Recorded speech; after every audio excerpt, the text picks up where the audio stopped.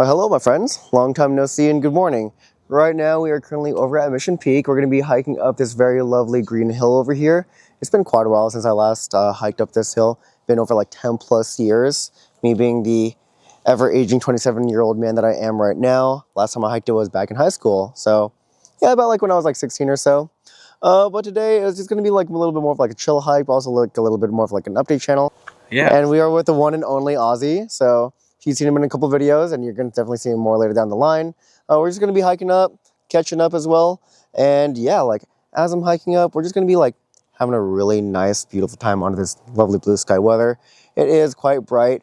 But yeah, I just want to share with you guys a little bit more about like not only just some things that have happened to me in the past couple of weeks since I have been quiet from YouTube, since I've been traveling Japan, but really want to talk about the idea of like familiar places and how like your perception changes depending on like who you're with and who you're not with, and also just setting up for like what to expect for this channel like later on. But we are burning some daylight right now. It is 9:30 and there are already people like way ahead of us, so we should be moving. So I will give you updates along the way, but let's get right into it.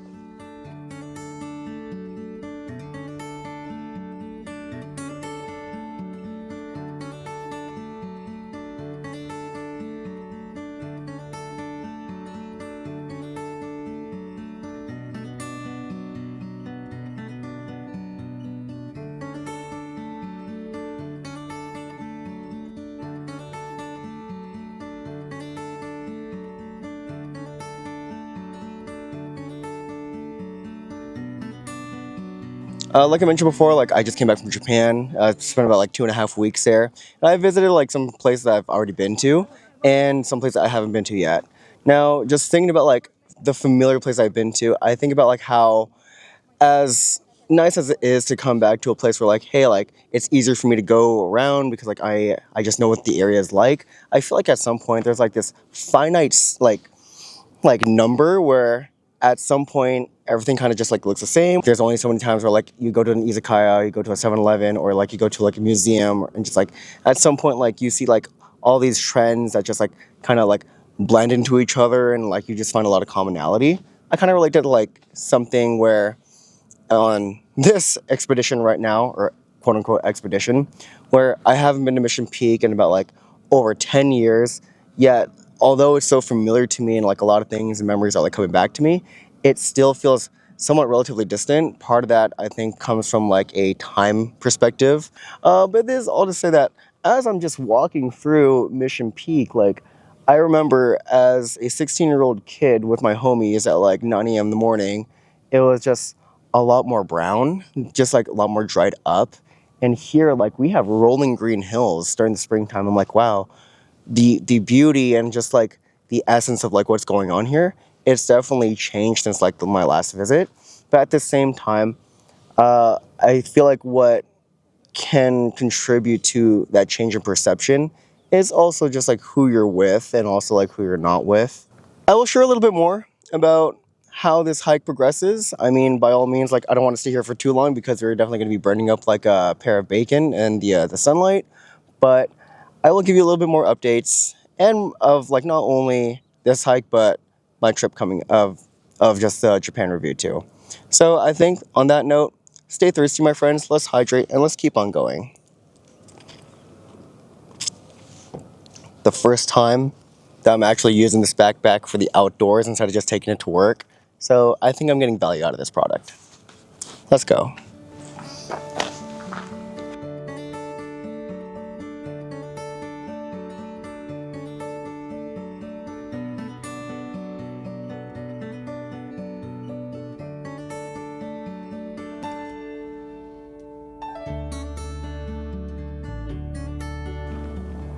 Just standing on top of here, it's just like a lot of wave of memories come back to me. I feel like in light of all the memories like I've acquired along the way and just hiking up with friends here, one distinct memory that just comes to me is just like being disconnected from like society like this and just being on top of a mountain and just being so more in tune with nature. Part of me feels like at times when you're just working in the 9 to 5 and just working 5 days out of the week with only your weekends off, it's just like it's like a feeling of being like trapped in a way. And then when you're out here in the open, just seeing the vistas, the cityscape just laid out in front of you. It's just like absolutely beautiful. Like moments like these, I feel like I'm really free, and parts where I just really appreciate it, even though it's just like, say, going to last me like, say, 4 hours out of my day during this hike. But speaking on familiarity, I will say for this upcoming summer, I have a couple goals in mind that I want to go ahead and accomplish, and I want to take you guys along the way too. Part of that is going back to some familiar campsites I've been to, and then taking you guys along with me and just sharing that in like more in like a vlog kind of style, but more importantly, be able to share with you like a little bit more of like the story of like how I came there, and also like some tips and tricks of like what it's like to be outdoors, so that way if you want to go ahead and plan the trip for yourself, you have much more confidence in doing so. And for those of you who are not familiar with too much with my background, I've shared this a little bit more in like a couple other videos. I'll share this in another video too. Whereas I came from tech, I worked in 3 different tech companies. I was a sales development representative, or SDR for short, and then a customer success manager, or a CSM for short, after being an SDR. And I will say, like, just being out of that remote work environment and being in a place where like I am not only more connected with the outdoor industry, but like just connecting with more like outdoor professionals and just people that want to be outdoors, I feel like that's the home that I've made for myself.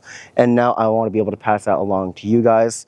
Granted, we are going to be exploring some familiar places, one of which like I'm really excited for later down the line, being Lassen National Park. I absolutely love that place. Now it's just a matter of like exploring it more with homies. But on that same thread too, there are some places where I want to explore along the coast as well. Like, I've been living here in California for over 27 years of my life, and I feel like the Bay is this bubble that I've just come to know and just in a way appreciate, but at the same time, like, there's so many more things out there than what is just relevant to us and like our proximity. So part of my goals for the summer is taking you guys along the Highway 101 coast, past San Francisco, more towards like the Eureka area. So camp along the coast, hang out there for a little bit, and then share with you guys along the way like what are some of the cool sites that California has to offer, because we have really nice things in California. That's why a lot of things are very expensive in California. But on that note, let's get back to the hike. I think we're about like 50 minutes in. Let's go ahead and hop right into it.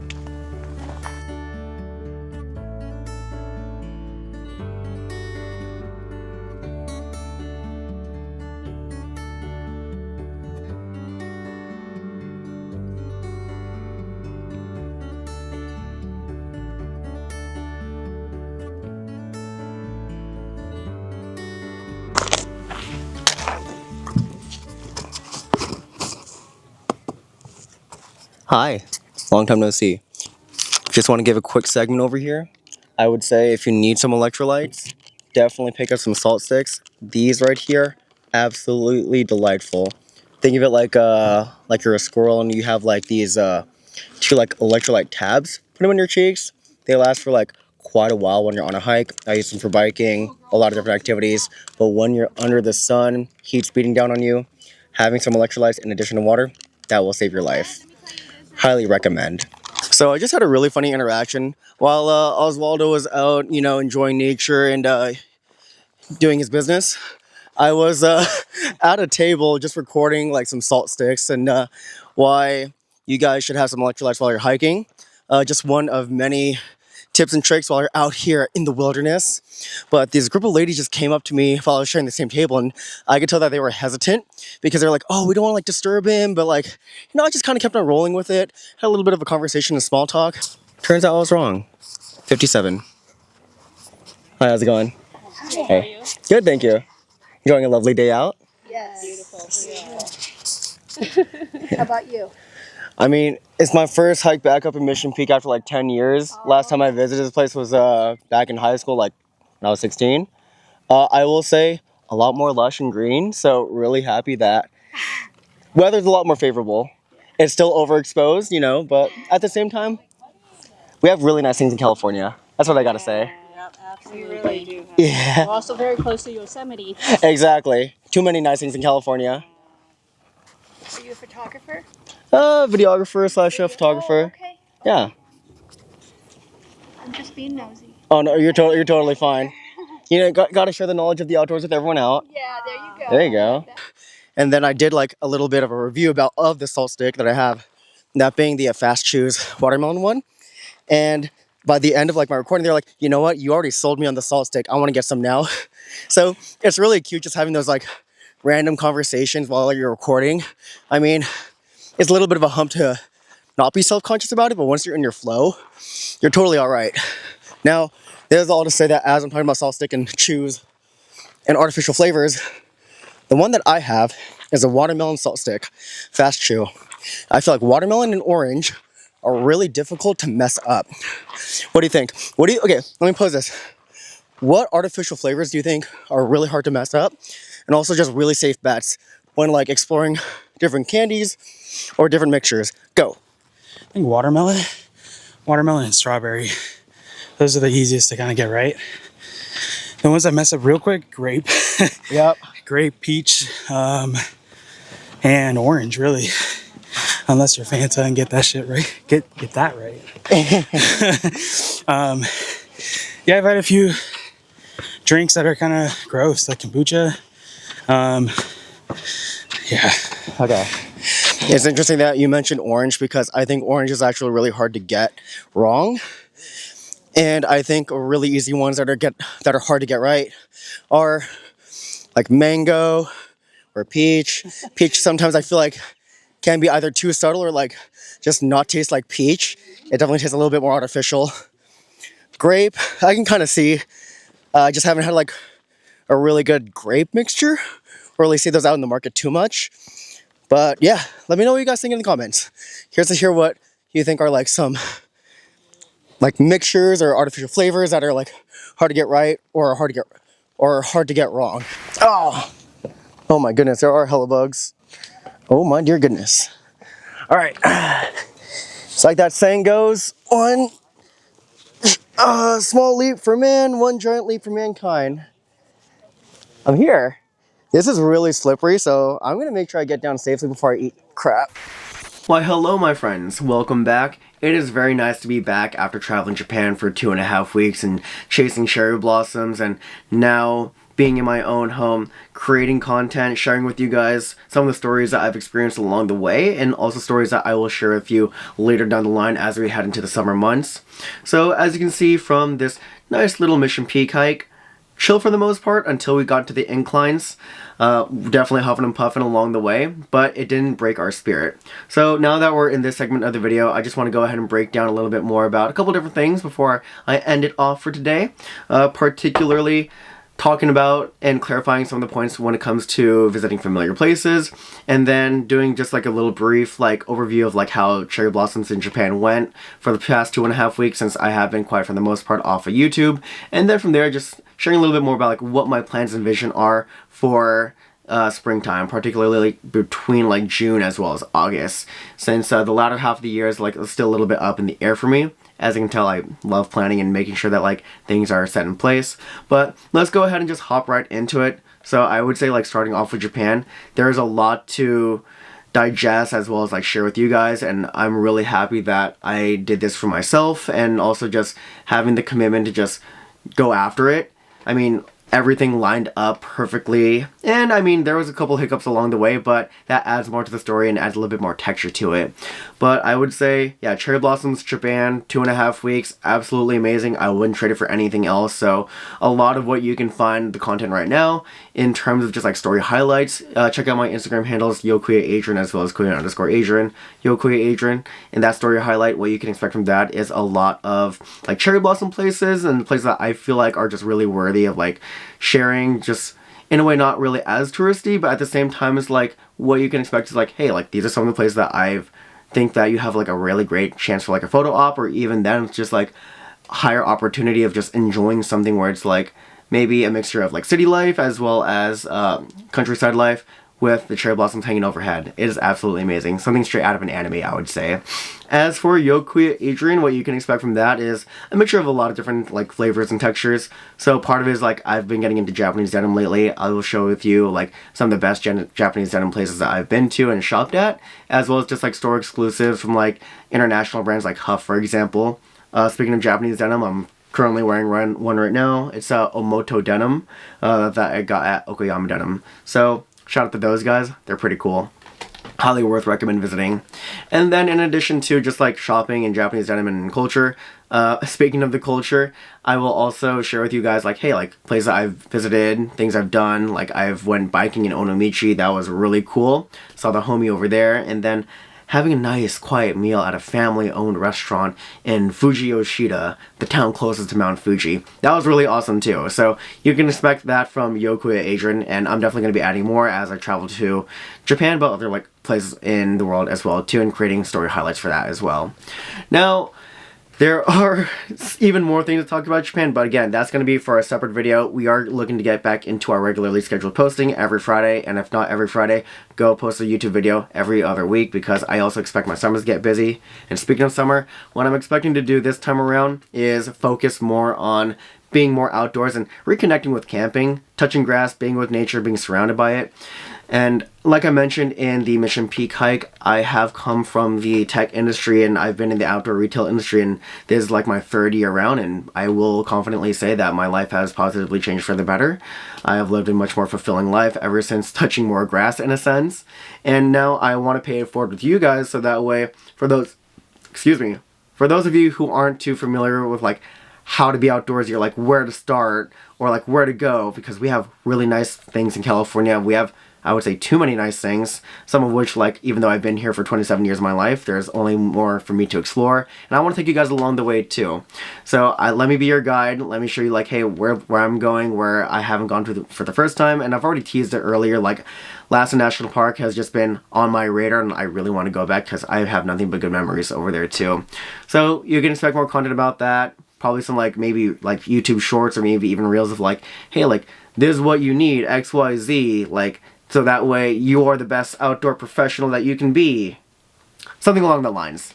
But yeah, that's going to be really exciting, and we're obviously going to bring the homies along the way, and if you guys want to be part of that too, definitely give a like, comment, and subscribe, and follow me, because that will help out the channel as well, and it lets me know that you guys like this kind of outdoor content too. A nice mix between like international travel, because by all means, like, international travel can be very expensive and very like time consuming and logistically like a lot of planning, whereas like camping, pack up your car, get up and go, be out there for 3 days, 2 nights, you're all set. Now you're ready to get back into the workforce. What a cycle. A little bit of a coffee break. Now for the final segment before we end off the video, play some nice smooth jazz as the screen fades into black as we drink some water and act all really cool. I just want to talk a little bit more about some of the points I want to clarify when it comes to visiting familiar places, both within the context of like visiting Japan for my third time as well as visiting Mission Peak, again after taking a 10-year long like in a way break, or just like haven't revisited for that amount of time. So starting off with Japan, I felt like because this is not only my third time around, but because it's my first time soloing Japan, I was able to take in a lot of things that, although I visited these places before, I have gone at a different time, and I was by myself. So that combination right there was in a way really refreshing, and I was able to like legitimately like stop and smell the flowers and just take things in differently and perceive them differently than I would than if I were to go with someone else. Whereas like if I were to go with someone else, not only would I have to factor in their time as well as just like their interests and needs as well, but at the same time like we start to formulate a little bit more of ideas and kind of like a shared common like thought.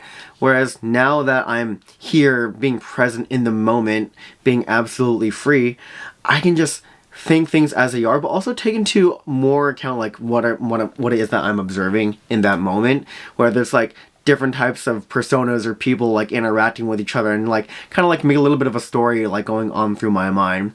But with that being said, like one thing I wanted to clarify was like when it comes to like visiting familiar places too, at some point like they all start to blend into each other. So like now it's a matter of like, if you're going to be visiting that place, like how else can you like keep it fresh or keep it like say engaging or interactive. And I think like part of that is if you aren't solo traveling or like you haven't gone to that place by yourself and you've been with someone else, give it a try. You might have like some kind of different perception about it. There's also a time frequency or like time and place.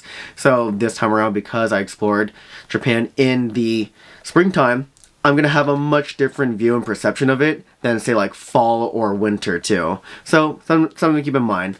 Now as for Mission Peak, because I haven't visited that hike in like over 10 plus years and I was a young, dumb, broke high school kid, in the words of Khalid, I definitely have a much different perception. I mean, granted, like, I've gone at a time where, like, now we have green rolling hills. The first time around, like, it was like brown rolling hills, and I think it was like sometime fall or winter, and I was with my high school homies. But this time around, like, I'm a much more mature, calm, composed, relaxed adult, and just seeing like what it is to be outdoors again after being in the city for travel, like the city for like 2.5 weeks, and just being back in my own home, just come to make me realize, like, man, there are like other places within in California that are worth to revisit again after just so long, but just disconnect from like the city life too, and just another feeling that I'm chasing after. Hence, like, why for this summertime, gonna be focusing on camping and just hunkering down, being more in tune with nature, and just bringing you guys along the way too. Of course, when I talk about referring back to Japan, that's going to be its own separate video, its own separate story, so look forward to that later down the line. But with the concept of familiar places, definitely worth revisiting some of the places that you've been to. Try soloing it, try going at a different time, change it up, spice it up, mix it up, because that's what life is all about. Living it up to the fullest, and also just mixing it up here and there, so that way you can be active and engaged with what you love to continue to love doing. So with all that in mind, as promised, let's just go ahead and play some smooth jazz, drink some water, be really cool, and just, I'll see you guys in the next video. Look forward to you guys seeing you next Friday. On that note, peace out, everyone.